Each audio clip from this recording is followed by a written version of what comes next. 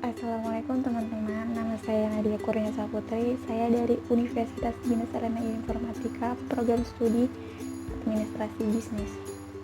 Untuk memenuhi tugas mata kuliah praktikum perkantoran, saya akan membahas tentang etika di kantor. Apa itu etika? Etika adalah serangkaian peraturan yang dibuat atas dasar pemikiran dan penilaian pemikiran sendiri tentang suatu hal yang baik dan benar. Karena kita membahas tentang etika di kantor, kita akan senantiasa bertemu dengan banyak orang. Maka dari itu, kita perlu memperhatikan etika yang ada di kantor. Etika yang perlu kita perhatikan di kantor adalah yang pertama, perkenalan. Jadi, kita pasti di kantor itu berinteraksi dengan banyak orang. Misalkan ada pegawai baru, terus kita belum tahu namanya, terus kita tuh kayak berusaha agar si pegawai baru ini tuh nyaman gitu. Misal kita kayak kenalan namanya siapa, terus jangan lupa senyum, terus kayak ngeramah-ramahi gitu kan, supaya kita tuh ingat namanya siapa gitu misalnya. Yang kedua, ucapkan salam. Jadi misal kita pertama pagi-pagi gitu kan, kita biasain ucapin salam gitu kalau misal ketemu banyak orang atau ketemu orang di kantor gitu kan, itu kan menandakan sifat kita adalah ramah tamahan gitu misalnya ya. Yang ketiga adalah urusan pribadi. Jadi kita itu nggak boleh, selama di kantor kita tuh tidak boleh menceritakan cerita kita secara pribadi. Misalnya kita ada masalah di rumah, itu nggak boleh dibawa ke kantor ya. Jadi bisnis sama kesenangan itu beda. Kadang orang mendengar cerita kita yang gitu-gitu aja kan pasti akan membosankan. Jadinya sebaiknya kita nggak boleh membawa cerita pribadi kita ke bisnis gitu misalnya. Jadi lebih baik simpan rapat-rapat aja gitu. Yang keempat adalah tepat waktu. Jadi kita tuh adalah seorang yang profesional. Misal ya, kita adalah seorang yang selalu diandalkan. Jadi otomatis kita selalu harus mengusahakan agar tepat waktu. Karena tepat waktu itu cerminan dari kepribadian gitu. Misal kita terlalu telat gitu kan, kayak orang juga nggak akan menghargain kita gitu kan. Apalagi misal kita lagi ada meeting, rapat gitu kan, terus kita telat gitu, jadi orang akan malas gitu dengan kita. Misal orang ini telat gitu kan, misal gitu, terus orang-orang akan menganggap kita nggak disiplin, nggak profesional sama waktu gitu. Jadi usahakan kita akan tepat waktu dimanapun itu berada.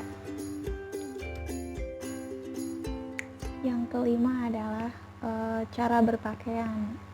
Setiap perusahaan pasti sudah menetapkan kode cara berbusana kita sehari-harinya. Usahakan harus dipatuhi. Tapi nggak semua perusahaan gitu, maksudnya nggak semua kantor gitu tuh menetapkan kita harus berpakaian yang formal gitu. Meskipun kebanyakan orang-orang memakai baju yang yang bebas gitu, jadi asal rapi dan nggak malu-maluin, atau misalnya sesuai ketentuan aja gitu loh. Yang keenam, tutur sopan santun.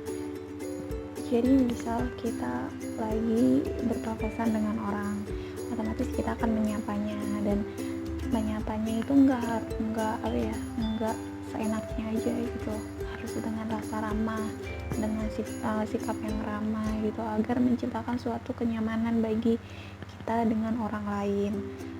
Misal kita terlalu bodo amat juga orang akan malas sama kita gitu misalnya ya.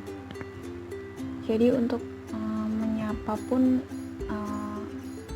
nggak harus sama teman akrab gitu, misal bukan orang yang dikenal gitu, menyapanya dengan cara senyum sambil mengangguk gitu kan, udah kayak kita tuh kayak udah termasuk menyapa dengan ramah gitu loh. Yang keenam, hindari menggosip di dalam kantor. Jadi kebanyakan para perempuan dan sebagainya biasanya tuh suka bercerita kan tentang apapun itu, tentang masalah rumah tangga, tentang apa ya, tentang pokoknya yang tentang cerita-cerita tersendiri gitu kan. Setiap orang di kantor itu kan mempunyai urusan sendiri-sendiri gitu. Kalau kita bergosip di kantor itu kan mengancam karir kita gitu kan. Dengan menghindari bergosip, pikiran kita tidak akan terganggu oleh hal-hal yang tidak penting gitu misalnya ya.